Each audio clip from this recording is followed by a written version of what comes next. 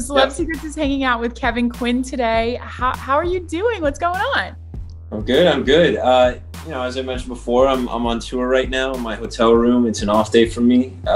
Working hard. Excited to get this music out there.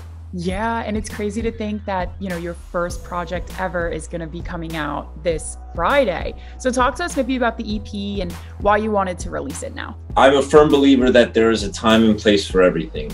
And this EP just feels like it's time. Absolutely. And such a coincidence that the EP is called It's About Time. The single's called It's About Time. Like, was that done on purpose? No, it was not. In fact, I hope this isn't a bad thing to say, but I wrote this song a while ago. Okay. This It's About Time song, and we shelved it for the moment because we weren't sure if there would be a place for it on the EP. But it's just one of those things when you revisit a song that you find yourself singing in the car or something, there's something there. Yeah. So I remember talking to my team, and I said, hey, do you guys think there's something here? I mean, should we revisit this?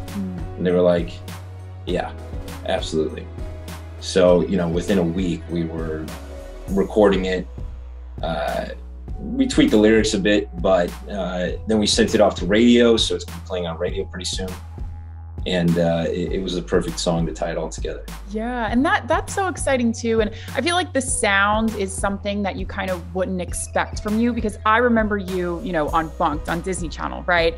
And I listened to the song and it has that just like upbeat contemporary feel that, not people that were fans of you when you were on Disney Channel, they could listen to it, but also you could get an older demographic as well, which I think is really cool. So how are you finding your sound? And maybe can you touch base a little more on your sound? That's the thing. I mean, when I was doing the songs for Disney, I don't think I knew what my sound was. But this one, I think it's a combination of me finally getting to a point where I know my sound.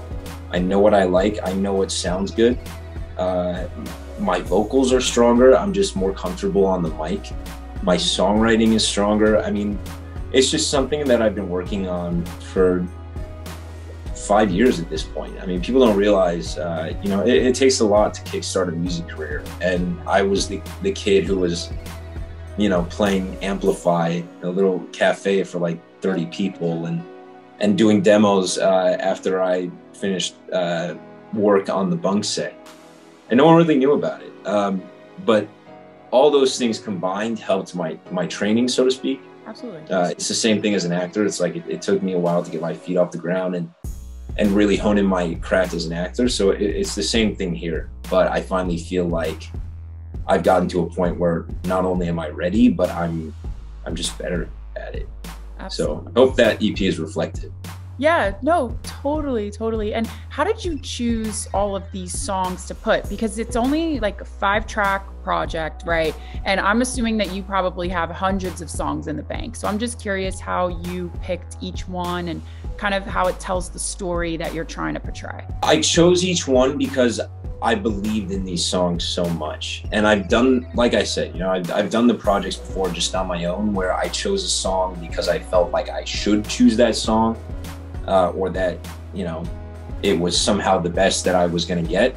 And I don't care to take the time to put out bad music anymore, just for the sake of putting it out there. I'd rather wait and make sure that these really are the songs that I want to put out there. These songs were good enough, so good enough to me and the team that we thought they were worth putting out. Absolutely. And I mean, some of the songs are already out now, right? Like Wildfire's out right now. Right. And I know that you've been getting some great feedback from like music critics and fans and things like that. So that's going to be awesome for you, knowing like going in, okay, you don't have to be that nervous because people are already liking the work that's going to be reflected on the project. Right. Yeah. Because they've kind of already lived on their own already as singles. So now we're just putting them all together and adding, the icing on the cake with this It's About Time sequel. Now I want to talk about the tour. You said you're on the road. I think it's really cool that you're doing Winter Jam because I'm familiar with it. So I know kind of like everything that goes around with it. For people that don't know about it, can you maybe touch on it a little more and your role and, are you going to be performing these songs? I know you are a special guest, so I'm curious. Yeah, so Winter Jam, for anyone who doesn't know, is pretty much the Christian music industry's biggest event, and it is an arena show. I mean, you would not believe the turnout that we get for these shows. It's an exceptional turnout. Mind you, the pandemic and some icy, it's winter jam, so some icy roads affect the turnout occasionally. But usually it's a great crowd, and the arena is just jam-packed, so the energy is nuts. But I did the show in 2020 to promote the A Week Away musical on Netflix that I was doing. Yeah. So I was singing songs from the movie and more just out on the road to promote a film. But this time I'm back out on the road as an artist for the first time. And it feels better now that I know the gist of this tour and have my sea legs. But that said, touring is a lot of work. Any artist will tell you the same thing. It's tiring, long nights, waking up in a new city in a bus every day. I mean, it can get exhausting. So we're doing that. I'm doing this for 3 months, 41 shows. Yep. And Winter Jam is probably one of my favorite shows to do, just because it's so unique. And even though it's Christian music, it takes some of the most compelling Christian artists and puts them into one show, and they're all so unique in their sound. And would you say that you eventually want to transition into maybe like the Christian genre? Like, I know the music is pop, but this is going to be the second time that you're on the tour, and you're feeling like you're having a blast. So I'm just curious if that's something that you would want to do in the future. In a way, I feel like I already have. Okay. And I love that question, because it is so, it's not really black and white in its answer. I mean, this is a crossover project, but that's kind of how we did it by design. My manager and I, when we first met the team at Capitol, had pitched it as that. Okay. I come from a mainstream world. I work as an actor as well. I was doing somewhat mainstream music before that, but I also, I live and breathe faith, and my relationship with Jesus is probably the most important relationship in my life, besides, people who are close to me. Absolutely. So for people who aren't looking for like a Christian song and are just looking for a mainstream pop song, it's kind of worked so far for that market, which is what we were hoping for, because they don't really know necessarily. They kind of get that it's clean music, it's inspiring, but they don't explicitly know that this is Christian music, and vice versa. The Christian audience, doesn't interpret it as a straight pop song and not at all an ode to faith, because it is an ode to faith.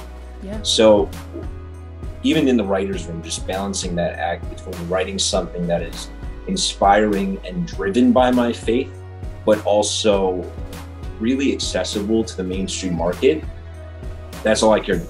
And so far we're accomplishing that. And we're going to continue to do that, but it's about time. Yeah. And like I was saying earlier, anybody could listen to this. Young fans, old fans, pop music fans, Christian music fans. Like, I think you really have it like under control. I think you're doing it the right way and you're going in the right direction. Well, thank you. I appreciate that. Now, do you maybe have like any behind the scenes secrets from making this record that we wouldn't know, since we are Celeb Secrets? I feel like I have to ask. Yeah. This behind the scenes, I think it's just writing and recording is a very intimate process, and a lot of people don't realize the amount of work that goes into making a record. So this is a 5-song EP, but I mean, you'll see on the back, if you look on the credits, on the physical copy, I mean, there's gotta be like 50 people who came together to make it happen. And I gotta give it up to Capitol for that, CMG.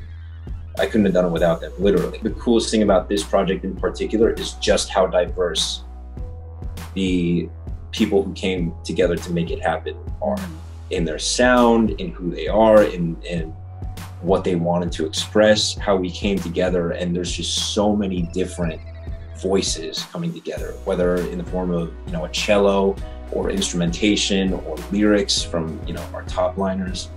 But that to me was the coolest part of the project. We got to record at the Capitol Tower for one of the songs.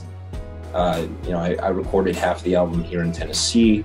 So it was a lot of traveling back and forth to work with very specific people who were right for the project. And I'm just grateful for each and every one of them.